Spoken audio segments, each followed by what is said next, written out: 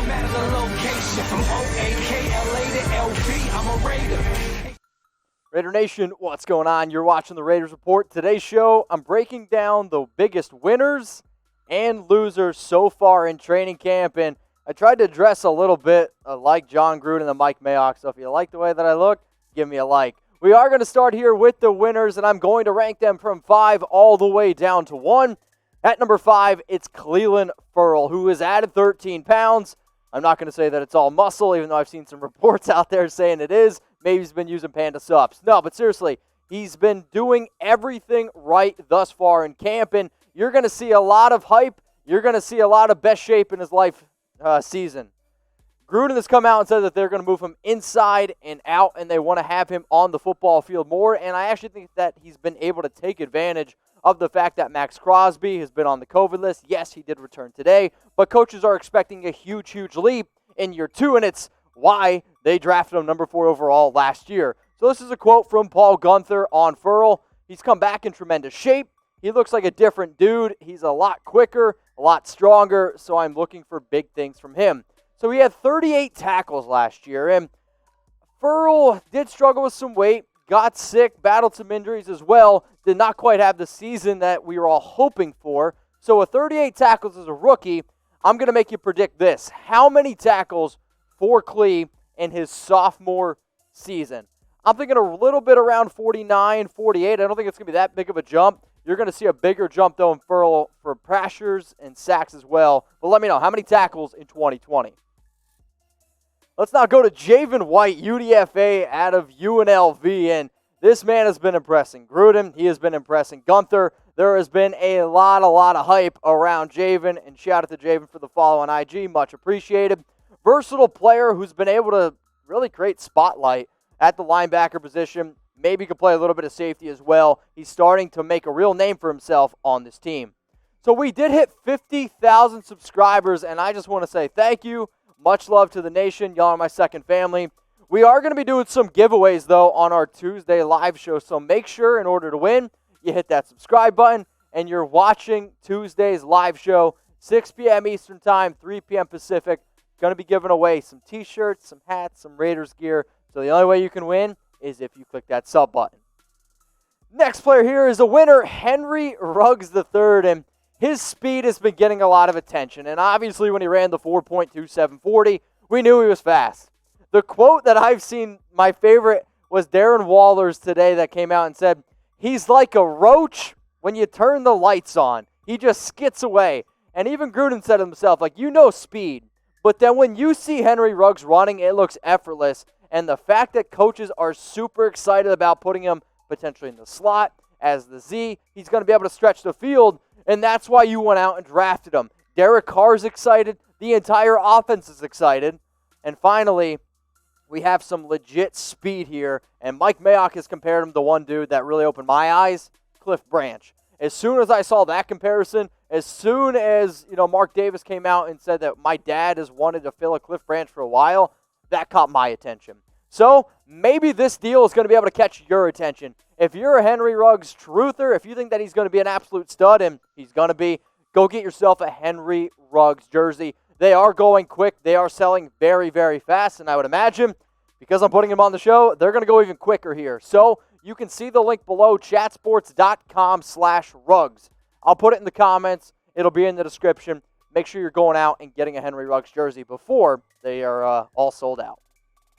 We're going to go to the other rookie here that we drafted at the wide receiver position, Bryan Edwards. And yes, I am putting Bryan Edwards over Henry Ruggs because the hype around Edwards has been very, very real. It reminds me a lot of last offseason, of the Darren Waller hype. I put Darren Waller in so many breakout videos, and it happened. I'm not saying Bryan Edwards is going to put up the numbers that Waller did, but with the amount of rumors, with the amount of reports, Edwards, I think, is going to have a much better season than what we were anticipating.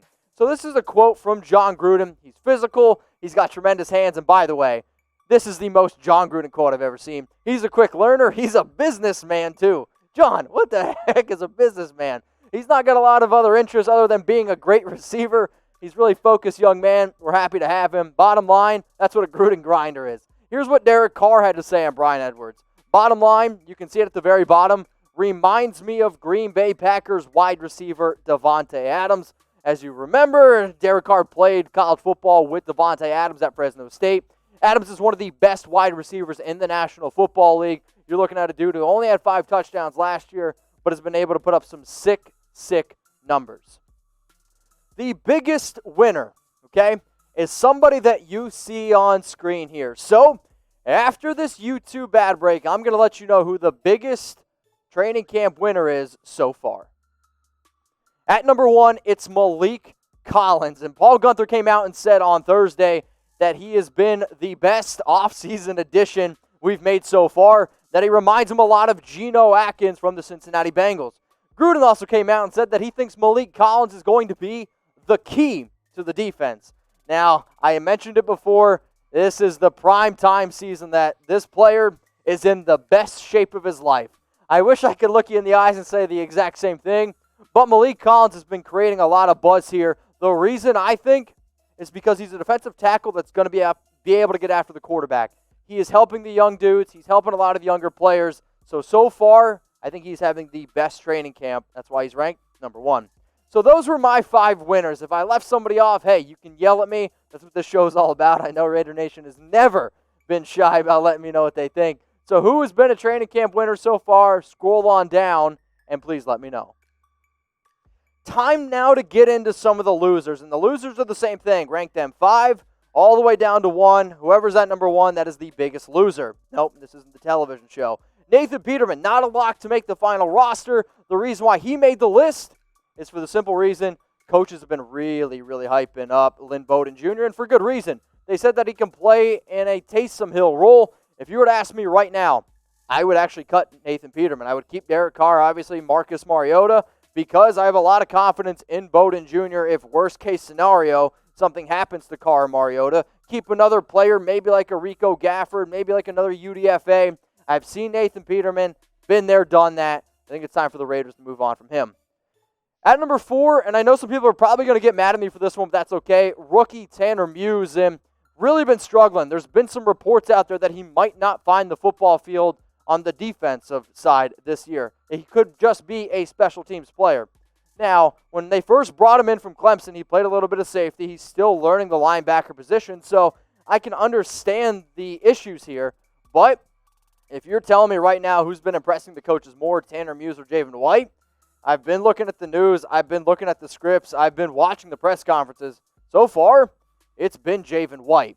Now, if you already had a Henry Ruggs jersey, you're like, Mitch, give me something new. Okay, how about this?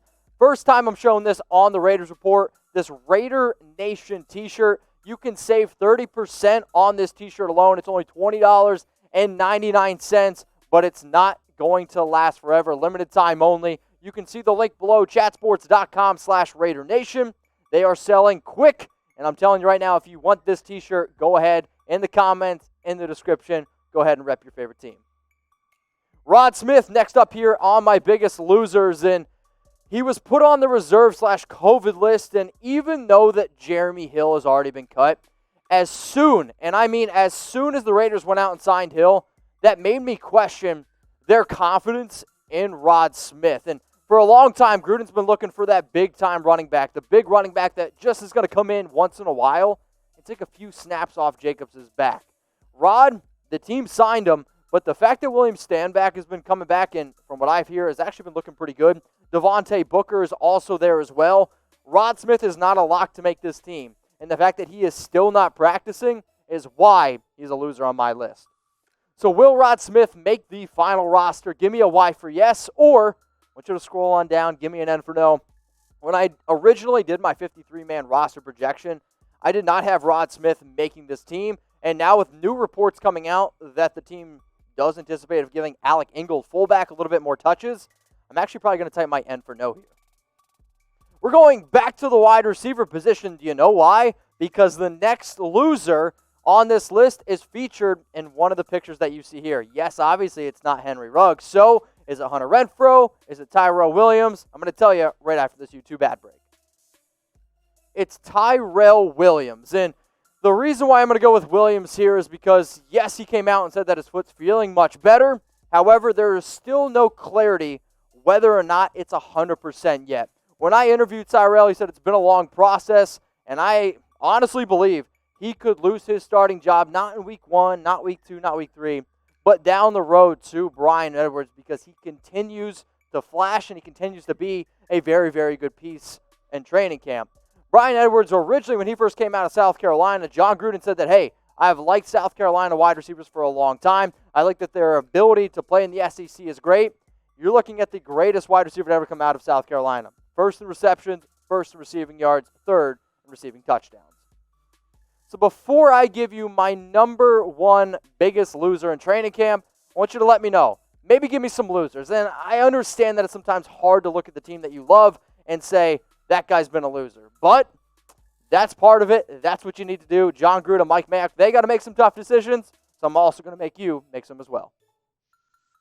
At number 1, Nicholas Morrow. And Morrow is not a lock to make this team whatsoever. If the Raiders decide to cut him, they can actually save $3.3 million. Has he been in my projected 53-man roster? Yes, he has been.